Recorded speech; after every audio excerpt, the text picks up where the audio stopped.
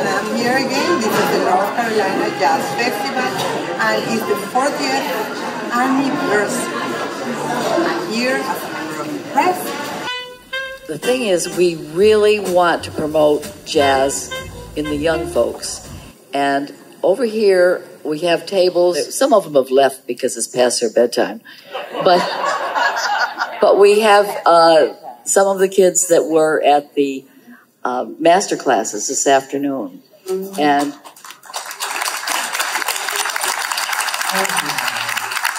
we had about 80 there. And I think half of them, we offer free tickets for them for tonight so they can see their instrument with all the other instruments on the stage. And I think that's a great way to see the jazz conversation. We're very fortunate that we have grants from the Landfall Foundation and from the Arts Council here in Wilmington and the North Carolina Arts Council, and that makes it possible.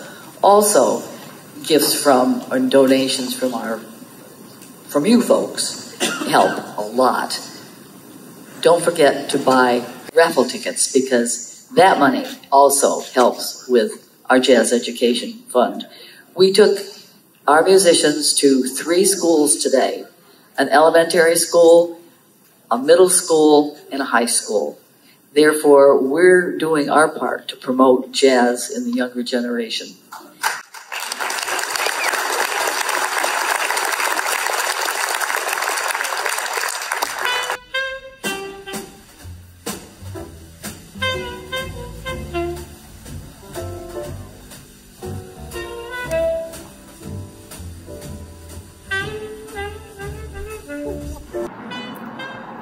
I got involved with the North Carolina Jazz Festival and worked with the education program because my son was a guitar player and he did a workshop, and I was so impressed with the organization and how they put students first as far as making sure that jazz is an art form that's preserved and carried on to the young people. So Sandy Evans, the president, asked me if I would volunteer, and that was over 10 years ago, and I'm still here.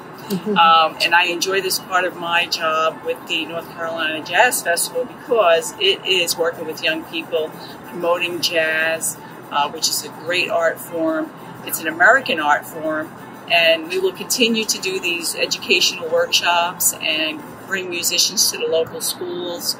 And we are so thankful for our donors and our grants, the Landfall Foundation and the North Carolina Arts Council and private donors, and also for the patrons that support the North Carolina Jazz Education Program.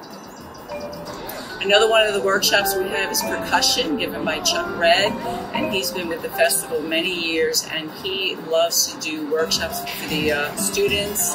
This year we had about 6 or 7 students, and one of them even bought a steel pan drum, which is awesome. The first school we went to is Rolling Rice. It's a middle school, and the musicians there played for about, I would say, 200 students.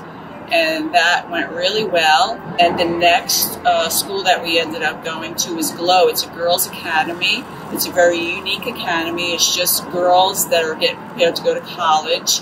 And the musicians played there as well. And it was a fantastic opportunity for the musicians to play for Glow, and also for the students, the young females, to see that, you know, even females can be musicians and successful musicians at that.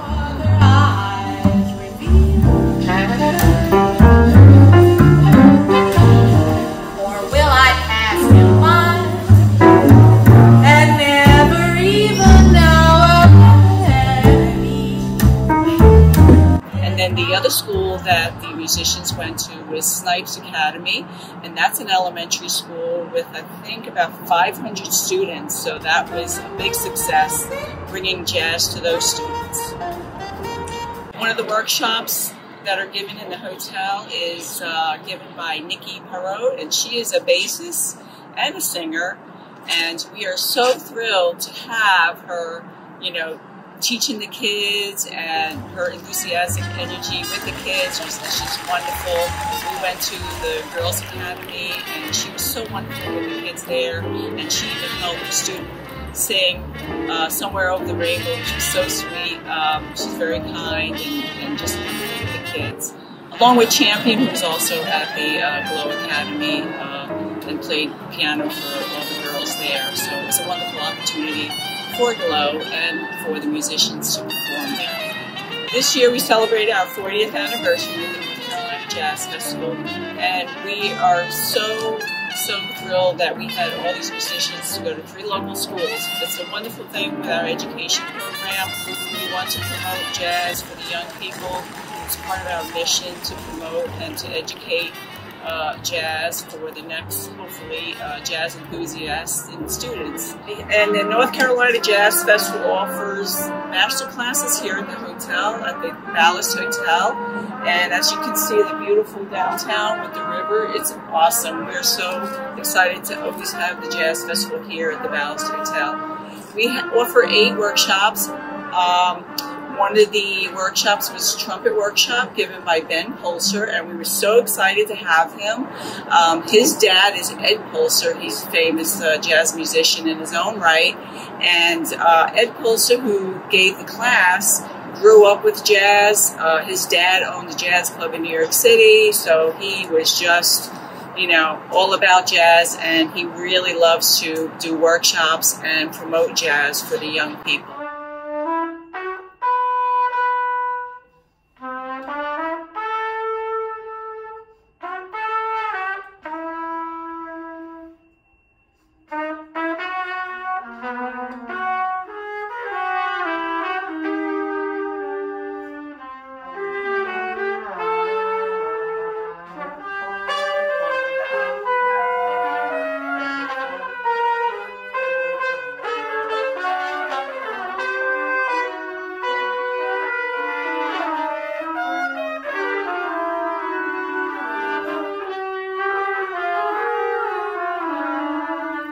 Is this the first time that you are participating? Yes. So you like it? Yes. Any of you were before? I mean, like... I was here before. Oh, last year? What about you? I was here last year and I've been playing for 2, I think. It's like a study going on, I think. Or do you need more time? What did you do? What did you listen to? I listened to Rangers March from Indiana Jones. Awesome, John Williams, man. Is that bomb? Wait, is that bomb? Ba-da-ba-da? Is that the theme? Yeah. So it's 1, 2, 3. Another one of the musicians who does the workshops is Dion Tucker, a trombonist, and he is also a big fan of educating the youth. And he went to the schools as well and performed for students during the master classes. He loves to talk about his experience and how possible it is to be a musician in today's times. Dion Tucker currently works with the Harry Connick Jr. Band, and we're so privileged to have him work with our students and to be a part of the North Carolina Jazz Festival.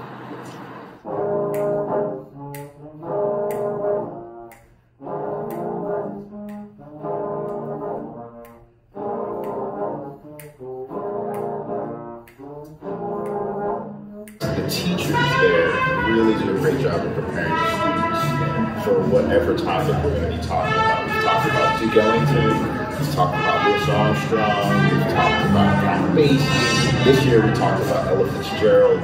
So the teachers at the beginning of the year prep the students. So when we get there, the students are already well prepared and they already know a lot about the artists that we're doing. So it just makes it so much easier to work with them because they already have a reference point. So 3, 5.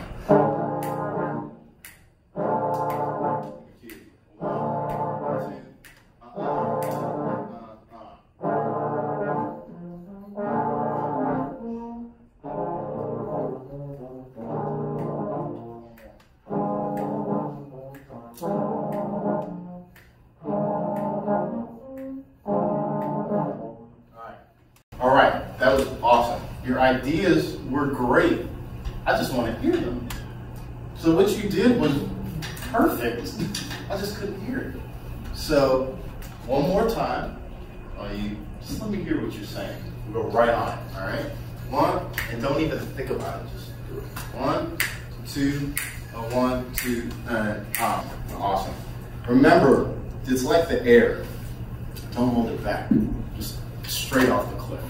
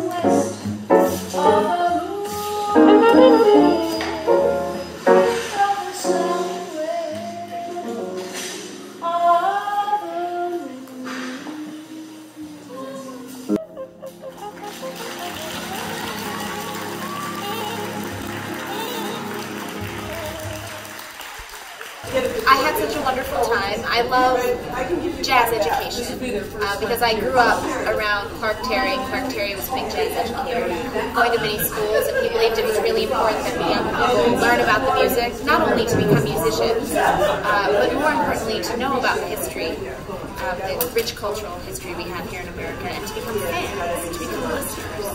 And so I hope that is what we did yesterday.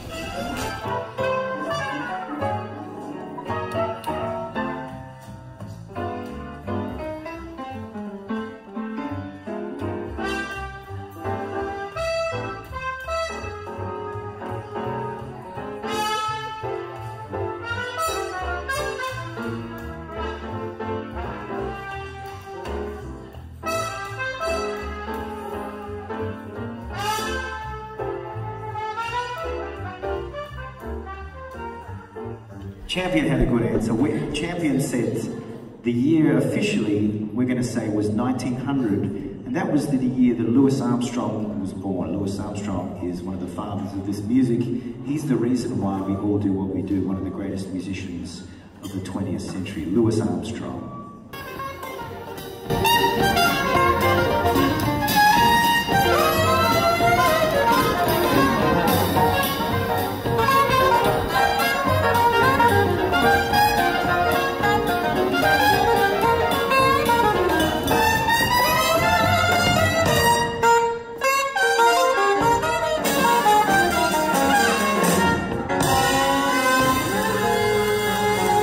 Now comes to the really crazy part of the show. Questions for the musicians. Educational outreach here started a few years ago. I think I was 15 years old the first time that they made me teach a class here. And I had never taught before in my life. They took a huge leap on me. And I actually made a girl cry within the first 15 minutes of teaching. And I decided after that I really needed to be nice with my students. So I kind of stepped up the game a little bit, but this whole educational outreach program is the reason that I'm teaching these days. It's just an amazing experience for the kids, and they all get to watch the festival. So we had Bruce Harris on trumpet, Adrian Cunningham on clarinet, we had Champion Fulton, who's new here and just amazing on the piano, and Nikki was on the bass. I think the most important thing about the education program is that it's getting a whole new generation interested in jazz, which is pretty hard to do these days because it's not the most popular style of music, but all these kids hear it, they love it, they want to listen to it, and they want to learn how to play it. So we're kind of getting a new generation of jazz musicians going right now. And I want to personally thank the musicians who helped support the jazz education. First of all, they're willing to give their knowledge about the instrument and their experience to the young people. Brady, have you ever played this instrument before? Not really. I never really played it. Except for you. You said you're the one who said you had a little one, right? Yeah. It's fantastic. And he's never played it over here, and he's just got this down. Okay. So let's play it in rhythm. Let's play it with good rhythm, okay? And you're going to play the beat. Hold on just a second. Everybody, stop for just a second. I want to hear Nathan play the beat, okay? Let's check out Nathan playing the beat. You've had 15 minutes to practice it. So. All right.